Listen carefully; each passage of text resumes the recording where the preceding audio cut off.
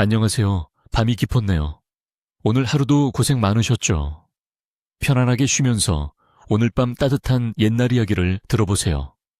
옛날 옛적에 어느 한 깊은 산골 마을에 만석이라는 사내가 살고 있었단다. 지금으로부터 아주 먼 옛날, 호랑이가 담배 피우던 그 시절보다 조금 더 뒤였을 게다.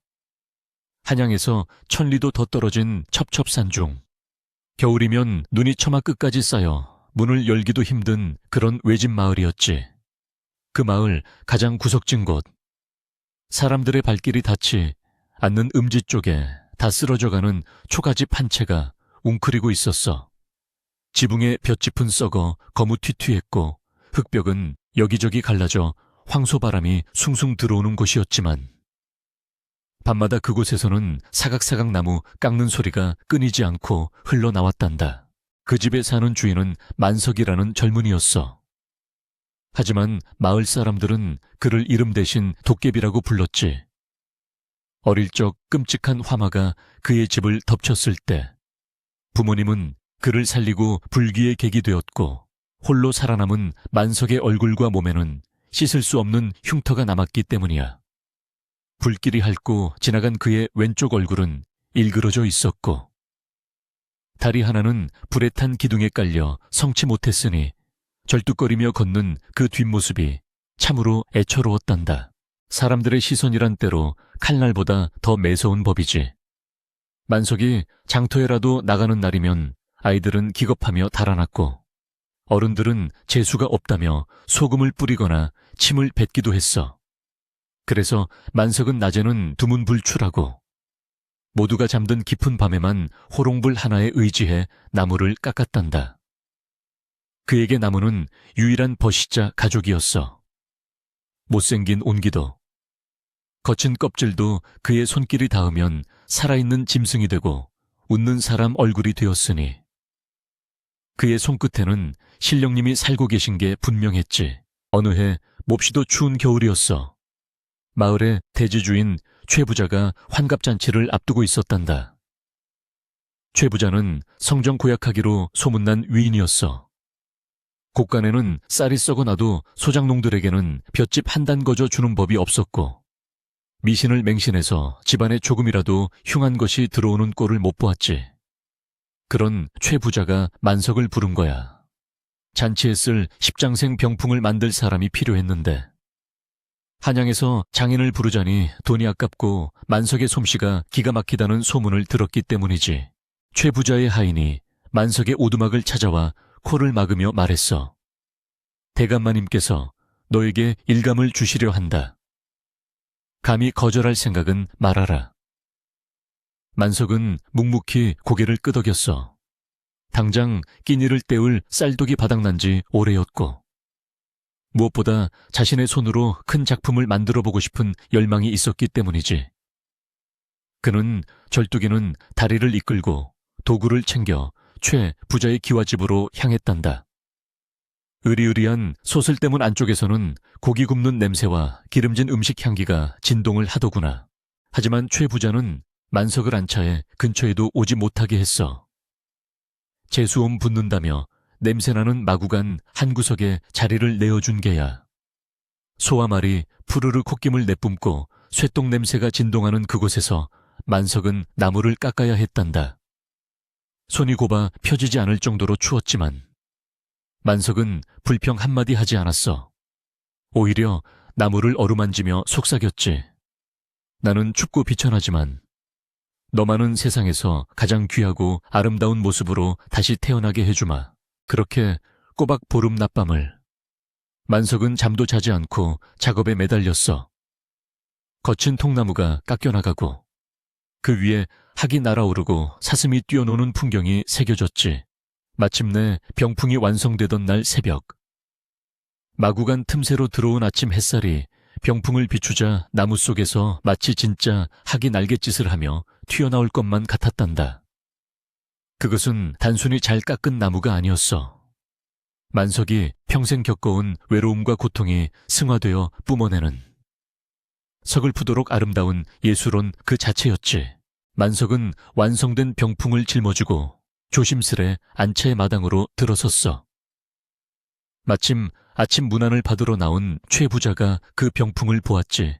최 부자의 눈이 휘둥그레졌어. 탐욕스러운 눈동자가 병풍 구석구석을 훑으며 반짝였단다. 천하의 명품이로구나. 내 이 병풍을 쳐놓고 잔치를 하면 고을 사또도 기가 죽겠어. 최 부자는 속으로 쾌재를 불렀지만 겉으로는 짐짓 근엄한 표정을 지으며 만석을 내려다보았지.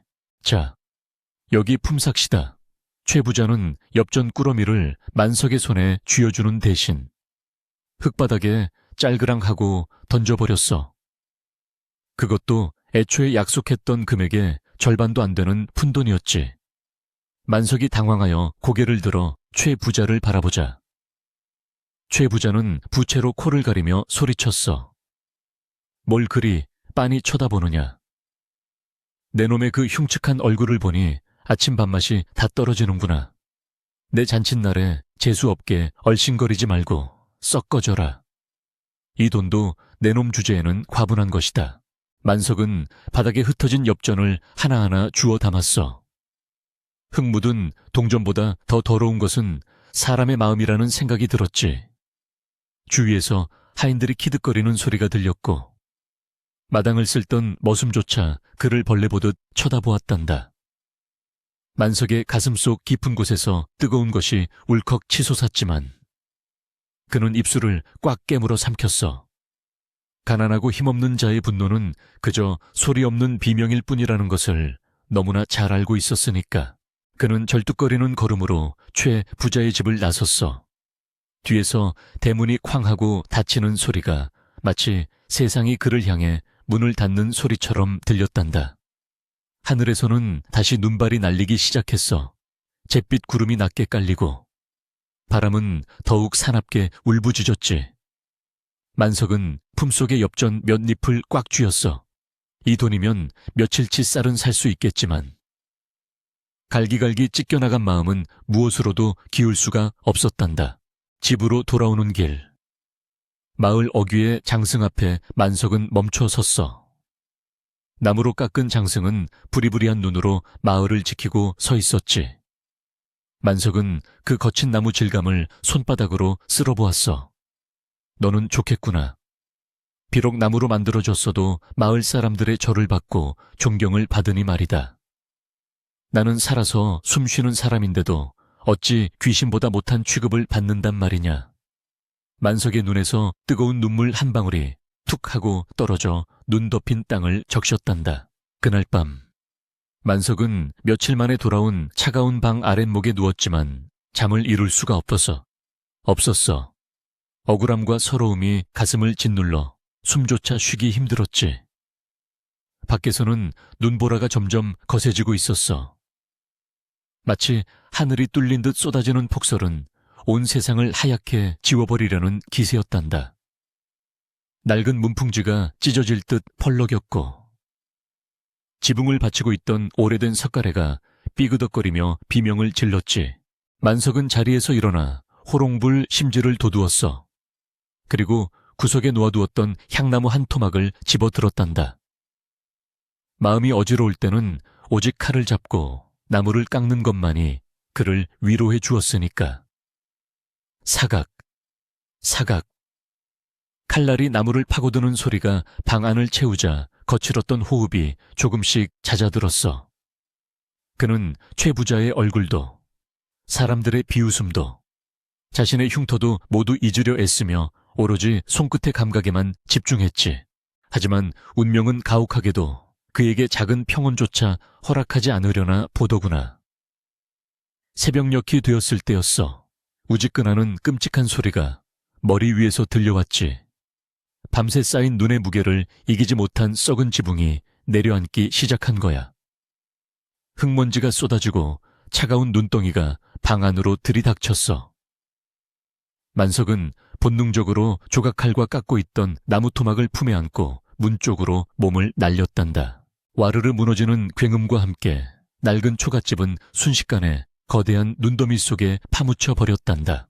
만석은 덮쳐오는 석가래를 피해 간신히 몸을 날려 마당으로 굴러나왔지. 살을 애는 듯한 칼바람이 홑겹 저고리 사이로 사정없이 파고들었고, 그의 눈앞에는 평생을 의지해온 보금자리가 처참하게 으깨진 모습만이 덩그러니 남아있었어. 잿빛 하늘에서는 무심하게도 주먹만한 눈송이가 계속해서 쏟아져 내리고 있었지. 망연자실하게 서 있는 만석의 귓가에 웅성거리는 소리가 들려왔어. 고개를 돌려보니 어둠 속에서 횃불들이 일렁이며 다가오고 있었지.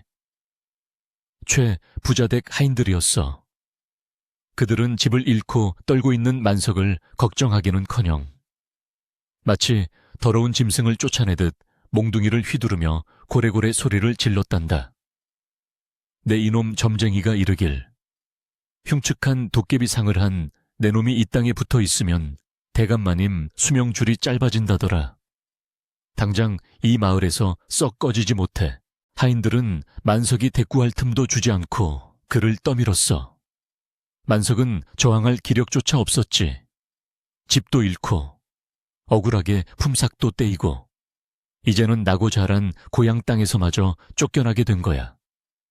그는 비틀거리는 다리를 이끌고 마을 뒷산으로 향하는 길로 들어섰어. 갈 곳이라고는 인적 드문 깊은 산속뿐이었으니까. 차라리 산짐승의 밥이 되거나 이대로 눈 속에 파묻혀 잠들고 싶다는 생각뿐이었단다. 산속은 그야말로 얼음지옥이었어. 무릎까지 빠지는 눈길을 헤치며 만석은 정처 없이 걸었지. 성치 않은 다리에서는 끊어질 듯한 통증이 밀려왔고 감각을 잃은 손발은 이미 남의 살처럼 느껴졌어. 윙윙거리는 바람소리가 마치 귀신들의 울음소리처럼 귓전을 때렸지. 이제 끝이구나. 만석은 앙상한 고목 아래 주저앉아 눈을 감았어. 세상의 모든 냉대가 이제 곧 끝날 것이라 생각하니 오히려 마음이 편안해지는 듯했단다. 그때였어. 삭풍소리 사이로 가냘픈 신음이 들려온 것은 처음에는 잘못 들은 줄 알았지. 하지만 소리는 끊어질 듯 이어지며 만석의 귓가를 맴돌았어. 그는 무거운 눈꺼풀을 들어 주위를 살폈단다. 저만치 떨어진 눈구덩이 속에 희끗한 무언가가 보였어. 만석은 마지막 남은 힘을 짜내어 엉금엉금 그곳으로 기어갔지. 눈을 헤치자 웬 여인이 파묻혀 있었어. 남루한 옷차림에 보찜 하나를 꼭 껴안고 쓰러져 있었는데 얼굴은 핏기 하나 없이 창백했고 입술은 파랗게 질려 있었지. 만석이 급히 여인의 어깨를 흔들자 힘없이 고개가 젖혀지며 감겨있던 눈이 살짝 떠졌어. 그런데 그 눈동자에는 초점이 없었단다. 맑지만 아무것도 비치지 않는 눈. 그녀는 앞을 보지 못하는 맹인이었던 게야. 만석의 가슴속에서 뜨거운 무언가가 울컥 치솟았어. 자신도 죽어가는 처지였지만 이 가여운 여인을 외면할 수는 없었지. 그는 주저없이 자신이 입고 있던 낡은 누비옷을 벗었어. 그것은 돌아가신 어머니가 밤을 새워 지어주신 유품이자 그가 가진 유일한 방한복이었단다. 만석은 벌벌 떨리는 손으로 여인을 감싸 안고 자신의 천을 나누어 주었어. 살을 애는 추위가 맨살을 파고들었지만 그는 이를 악물고 버텼지. 그는 여인을 업고 일어섰어. 청은망은 무거워진 몸뚱이와 비명을 질러대는 다리를 억지로 움직여 바람을 피할 곳을 찾기 시작했단다. 한 걸음, 또 한 걸음. 그것은 생존을 위한 처절한 사투였어. 눈보라가 뺨을 때리고 발이 푹푹 빠질 때마다 만석은 주문처럼 되뇌었지. 살려야 한다. 나 같은 놈은 몰라도 이 죄 없는 사람은 살려야 한다. 얼마나 걸었을까. 다행히도 바위 틈새에 작게 뚫린 동굴 하나가 나타났어. 만석은 여인을 조심스레 뉘어놓고 동굴 안쪽에 쌓여있던 마른 낙엽과 나뭇가지들을 모았단다. 품속에 고이 간직했던 부싯돌을 꺼내어 쳐댔지. 딱, 딱. 튀어오르는 불꽃이 이렇게 간절했던 적이 없었어. 마침내 작은 불씨가 마른 잎에 옮겨붙어 타닥타닥 타오르기 시작하자 동굴 안에는 희미하지만 따스한 온기가 퍼져나갔지. 불기운을 받자 여인이 쿨럭거리며 기침을 토해냈어. 만석은 서둘러 눈을 녹인 물을 여인의 입가에 적셔주었지. 정신이 드시오 만석의 낮고 걸걸한 목소리에 여인은 화들짝 놀라 몸을 움츠렸어. 보이지 않는 낯선 이에 대한 두려움 때문이었겠지. 만석은 황급히 뒤로 물러나 앉으며 말했어. 안심하시오. 지나가던 나그네일 뿐이오. 눈 속에 쓰러져 있길래 이곳으로 옮겨왔소. 여인은 떨리는 손으로 더듬더듬 주위를 살피다가 자신을 덮고 있는 두툼한 누비옷을 만져보았어. 그리고는 맞은편에서 홑겹 옷만 입고 덜덜 떨고 있는 만석 쪽으로 고개를 돌렸지. 앞이 보이지 않는 그녀였지만 본능적으로 상대방이 자신을 위해 옷을 벗어주었다는 것을 알아차린 모양이었어.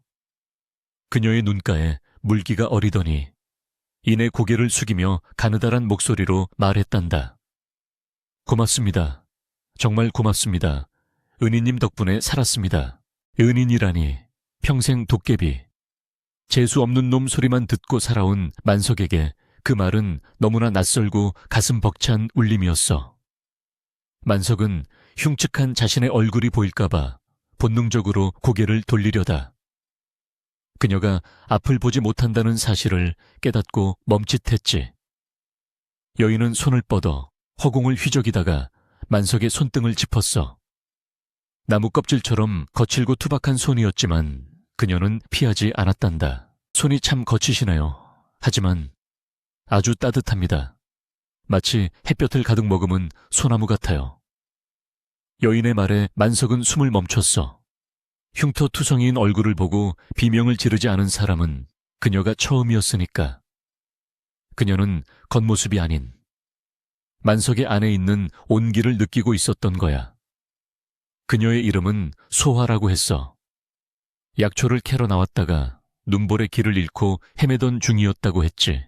동굴 밖에서는 여전히 짐승 같은 눈보라가 울부짖고 있었지만 작은 모닥불이 타오르는 동굴 안은 기적처럼 평온했단다. 소화는 보찜에서 말린 약초 몇 부리를 꺼내 만석에게 건넸어. 이걸라도 드세요. 기력을 회복하는 데 좋을 거예요. 만석은 생전 처음 받아보는 타인의 호의에 목이 메어 아무 말도 할 수가 없었지. 그저 투박한 손으로 약초를 받아들고 씹으며 쓴맛 뒤에 감도는 달큰한 향을 음미했단다. 밤이 깊어갈수록 두 사람은 서로의 천의 의지에 추위를 견뎌냈어. 만석은 소화가 잠들 때까지 곁을 지키며 불이 꺼지지 않게 나뭇가지를 던져 넣었지. 타오르는 불꽃을 바라보며 만석은 생각했어. 어쩌면 신령님이 나에게 닥친 불행 끝에 이 사람을 보내주신 건 아닐까. 평생 춥고 외로웠던 내 인생에 처음으로 지켜주고 싶은 소중한 불씨 하나가 생긴 것만 같았단다. 긴 겨울이 지나고 얼어붙었던 계곡물 소리가 청가하게 울려 퍼질 무렵 골짜기에도 어김없이 봄이 찾아왔단다. 겨우내 산을 뒤덮었던 흰 눈이 녹아내린 자리에 파릇파릇한 새싹이 돋아나고 앙상했던 나뭇가지에는 연분홍 진달래가 수줍게 꽃망울을 터뜨렸지. 죽음의 문턱까지 갔던 두 사람에게도 기적 같은 봄날이 시작된 게야. 만석과 소아는 산비탈 양지바른 곳에 작은 통나무집을 짓고 살림을 꾸렸어. 화려한 기와집은 아니었지만 만석이 정성껏 다듬은 나무로 지은 집은 그 어느 대궐보다 아늑했단다. 소화는 앞이 보이지 않아도 산 내음과 바람의 방향만으로 기가 막히게 약초를 찾아냈고 만석은 그런 소화가 다치지 않도록 집안의 문턱을 모두 없애고 손이 닿는 곳마다 부드러운 나무 난간을 만들어 주었지. 만석의 손끝에서 피어나는 예술은 이제 오로지 소화를 위한 것이었어. 그는 소화가 손으로 만져서 세상을 느낄 수 있도록 온갖 동물과 꽃들을 나무로 깎아주었단다. 소화는 만석이 깎아준 나무 토끼를 쓰다듬으며 까르르 웃곤 했어. 서방님, 이 토끼는 귀가 한쪽이 살짝 처졌네요. 꼭 수줍음 타는 저를 닮았어요. 그 말을 들은 만석의 흉측한 얼굴에도 수줍은 미소가 번지곤 했지. 마을 사람들에게는 공포의 대상이었던 그의 얼굴이 소화에게는 그저 듬직한 서방님의 얼굴일 뿐이었으니까. 그러던 어느 화창한 봄날이었어. 고요하던 산속이 갑자기 요란한 말발굽 소리와 사람들의 고함으로 소란스러워졌단다. 고을 사또가 봄 사냥을 나왔다가 이 깊은 산골까지 들어오게 된 게야. 그런데 산길을 달리던 사또의 애마가 그만 돌부리에 걸려 넘어지면서 앞다리가 뚝 부러지고 말았어. 명마 중에 명마라 아끼던 말이었는데 다리가 부러져 일어서지 못하고 처참하게 울부짖으니 사또의 상심이 이만저만이 아니었지. 수행하던 포졸들이 웅성거렸어.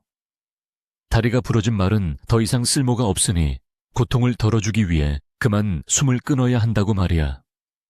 사또가 차마 결정을 내리지 못하고 안타까워하고 있을 때 덤불숲을 헤치고 만석이 나타났단다.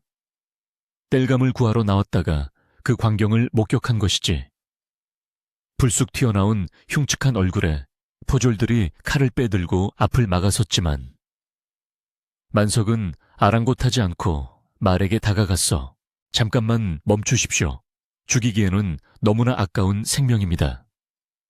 제가 한번 살펴보겠습니다.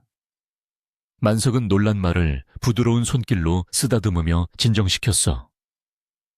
말도 만석의 따뜻한 기운을 느꼈는지 거친 숨을 몰아쉬면서도 얌전해지더구나. 만석은 품에서 조각칼을 꺼내어 주변에 있던 튼튼한 참나무 가지를 깎기 시작했어. 쓱싹쓱싹.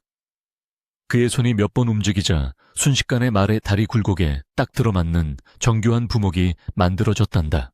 그는 칡넝쿨로 부목을 단단히 고정하고 소화가 캐온 접골목 잎을 지식여 상처 부위에 발라주었어. 그러자 신기하게도 말이 고통스러운 울음을 멈추고 비틀거리며 내 다리로 일어선 게야. 지켜보던 사또와 포졸들의 입이 떡 벌어졌지. 수의사도 아닌 상월의 촌부가. 그것도 도깨비 같은 얼굴을 한 사내가 순식간에 말을 고쳐놓았으니 말이다. 사또는 말에서 내려 만석에게 다가왔어. 자네 솜씨가 예사롭지 않구먼. 이름이 무엇이냐? 만석이 고개를 조아리며 대답하려는 찰나. 사또의 시선이 만석의 허리춤에 매달린 작은 나무 조각에 꽂혔어. 소화를 위해 깎았던 웃고 있는 아기 부처 모양의 놀이개였지. 사또는 홀린 듯 그것을 집어들고 요리조리 살펴보았어. 거친 나무 토막에 불과한데 그 표정이 어찌나 온화하고 생생한지 마치 나무 안에 진짜 부처님이 들어앉아 계신 듯 했단다. 이것을 네가 깎았느냐? 사또의 물음에 만석은 쑥스러운 듯 고개를 끄덕였어. 사또는 무릎을 치며 감탄했지. 내 한양에서 내로라 하는 장인들을 많이 보았지만 나무에 이토록 따뜻한 생명을 불어넣는 솜씨는 처음 보노라. 너는 천하의 재주를 가졌구나. 사또의 칭찬은 삽시간의 산 아래 마을까지 퍼져나갔어. 만석을 도깨비라 부르며 피하던 사람들도 수군거리기 시작했지. 그 흉측한 놈이 사실은 귀신 곡할 재주를 가진 명인이었다며. 하지만 호사다마라고 했던가. 좋은 일에는 막아 끼기 마련이지. 이 소식이 최 부자의 귀에도 들어갔어. 배가 아파 견딜 수가 없었던 최 부자는 욕심이 동했단다. 사또가 칭찬할 정도의 재주라면 큰돈이 될 것이 분명했으니까. 게다가 자신이 쫓아낸 놈이 잘 되는 꼴을 보니 속이 뒤집어질 지경이었지. 최 부자는 당장 건장한 하인들을 이끌고 만석의 오두막으로 쳐들어갔어. 평화롭던 오두막 마당에 최 부자가 들이닥치자 소화는 겁에 질려 만석의 등 뒤로 숨었어. 최 부자는 거드름을 피우며 소리쳤다. 내 이놈. 만석아, 내 놈이 감히 내 집에서 도망쳐 나와 이곳에서 호의호식하고 있었더냐. 내 허락도 없이 노비놈이 제멋대로 구는 것은 국법으로도 엄벌에 처하게 되어 있다. 만석은 기가 찼어. 노비는커녕 정당한 품삯조차 받지 못하고 쫓겨난 처지였는데 말이다. 대감마님, 저는 마님의 노비가 아닙니다. 지난 겨울 쫓아내신 것도 마님이 아니십니까? 만석이 억울함을 호소했지만 최 부자는 콧방귀를 뀌었어. 시끄럽다. 네가 내 땅에서 살았고 내 밥을 먹었으니 내 종이나 다름없지. 그동안 밀린 소장료와 도망친 죗값을 치르지 못하겠다면 내 놈의 그 손재주로 평생 내 집에서 병풍이나 깎으며 갚아야 할 것이다. 그러면서 최 부자의 음흉한 눈길이 만석 뒤에 숨은 소아에게 머물렀어. 아니면 저 계집이라도 팔아넘겨 죗값을 대신하든지, 눈먼 계집이라도 기생집 주모에게 넘기면 쌀 몇 가마니는 받을 수 있겠구나. 여봐라. 저 계집을 당장 끌어내라. 최 부자의 명령에 하인들이 우르르 달려들었어. 소화가 비명을 지르며 만석의 옷자락을 꽉 붙잡았지. 그 순간 만석의 눈에서 시퍼런 불꽃이 튀었어.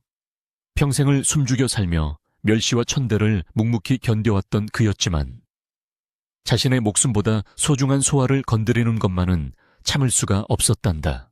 안 된다. 만석은 사자후를 토하며 하인들을 밀쳐냈어. 그 힘이 어찌나 장사인지 건장한 장정선옷이 낙엽처럼 나가떨어졌지. 만석은 낯을 쥐어든 채 최 부자 앞을 가로막고 섰어. 그의 일그러진 얼굴이 분노로 붉게 타오르자 그 모습은 정말로 지옥에서 올라온 무시무시한 수호신처럼 보였단다. 최 부자는 기겁하여 뒷걸음질 쳤어. 내 몸은 짓밟아도 좋으구나. 이 사람은 손끝 하나 건드릴 수 없다. 나는 더 이상 숨어 사는 도깨비가 아니다.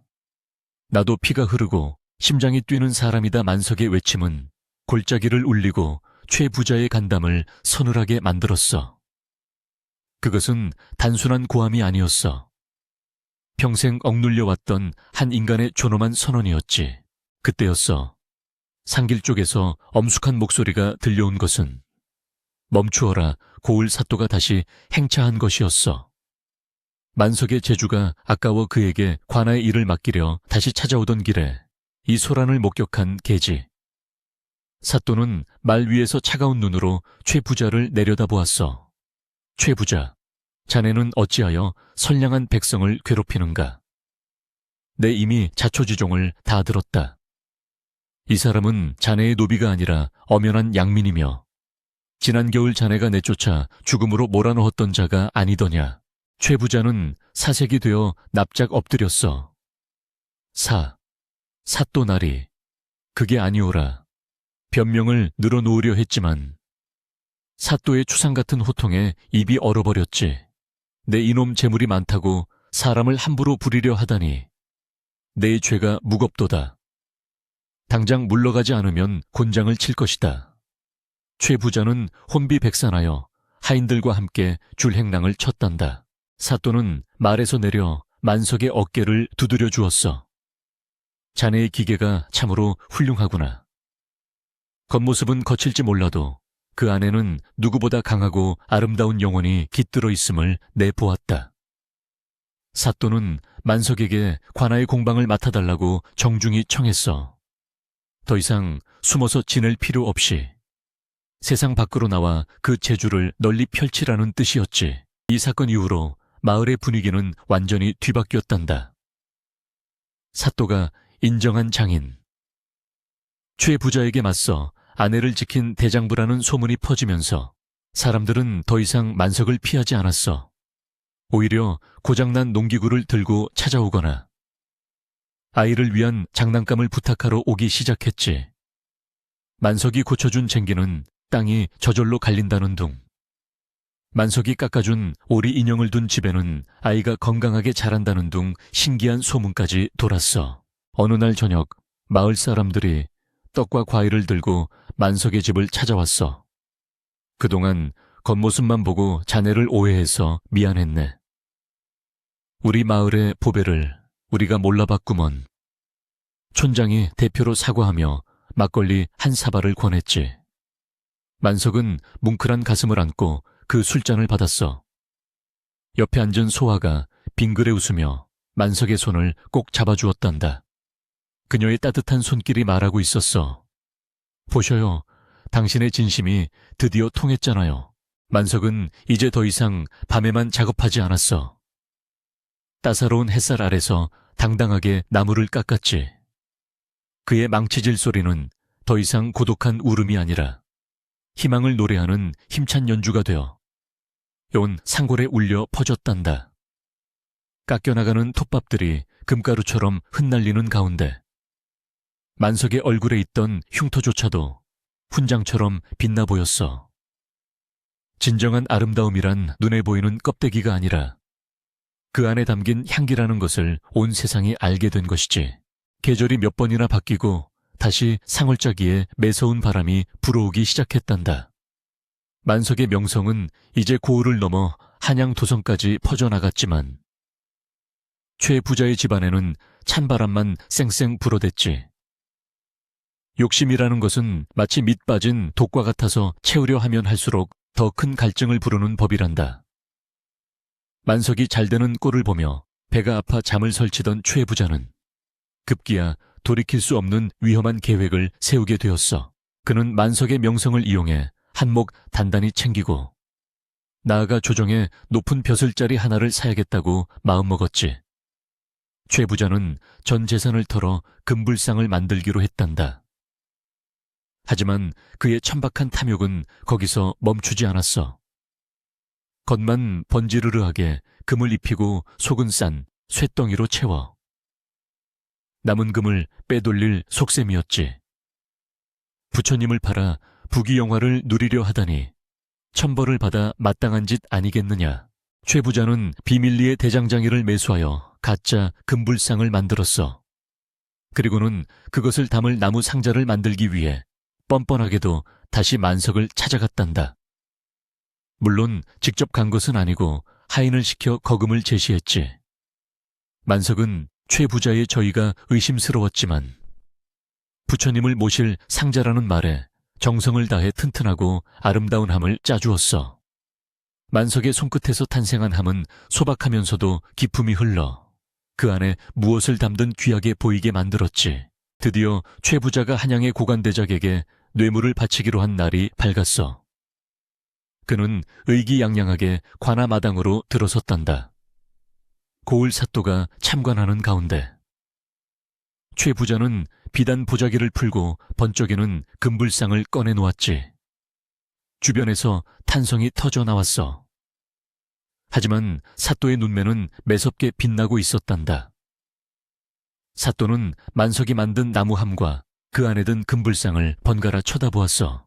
나무함에서는 은은한 솔향기와 함께 만든 이에 정직한 땀 냄새가 배어 나오는데 금불상에서는 왠지 모를 차가운 기운과 탁한 소리가 느껴졌던 게야. 사또는 조용히 만석을 불렀어. 만석아, 너는 나무의 속을 꿰뚫어 보는 눈을 가졌으니 이 불상도 한번 살펴보거라. 만석은 조심스럽게 불상을 들어 올렸어. 그의 손에 닿은 금불상은 겉보기에는 화려했지만 무게중심이 맞지 않고 어딘가 겉도는 느낌이 들었지. 만석이 조심스레 말했어. 사또 나리. 부처님의 자비로운 미소 뒤에 무거운 짐이 숨겨져 있는 듯합니다. 순금이라면 응당 느껴져야 할 묵직한 부드러움 대신 차갑고 딱딱한 쇠의 울림이 손끝에 전해집니다. 그 말을 들은 최 부자의 얼굴이 흑빛이 되었어. 내 이놈 감히 천한 놈이 귀한 보물에 대해 뭘 안다고 짓거리느냐. 최 부자가 길길이 날뛰었지만 이미 의심을 품은 사또는 불상의 밑바닥을 긁어보라 명했단다. 포조리 칼끝으로 불상의 밑바닥을 긁어내자 번쩍이는 도금 조각이 떨어져 나가며 그 속에 감춰져 있던 시커먼 쇠덩이가 드러났어. 관아마당은 순식간에 아수라장이 되었지. 조정을 기만하고 신성한 부처상을 위조하여 사리사욕을 채우려 한 죄. 그것은 결코 가벼운 죄가 아니었단다. 최 부자는 그 자리에서 포박되어 차가운 옥사에 갇히는 신세가 되고 말았어. 최 부자의 집안은 풍비박산이 났단다. 전 재산은 몰수되어 가난한 백성들을 구휼하는 데 쓰였고 고대광실 으리으리했던 기와집은 주인을 잃고 폐가가 되어 잡초만 무성해졌지. 옥살이를 마치고 나온 최 부자는 갈 곳 없는 거지가 되어 거리를 떠돌게 되었어. 한때 떵떵거리며 남들을 멸시하던 그 입으로. 이제는 남이 먹다 버린 밥을 구걸해야 하는 처지가 된 거야.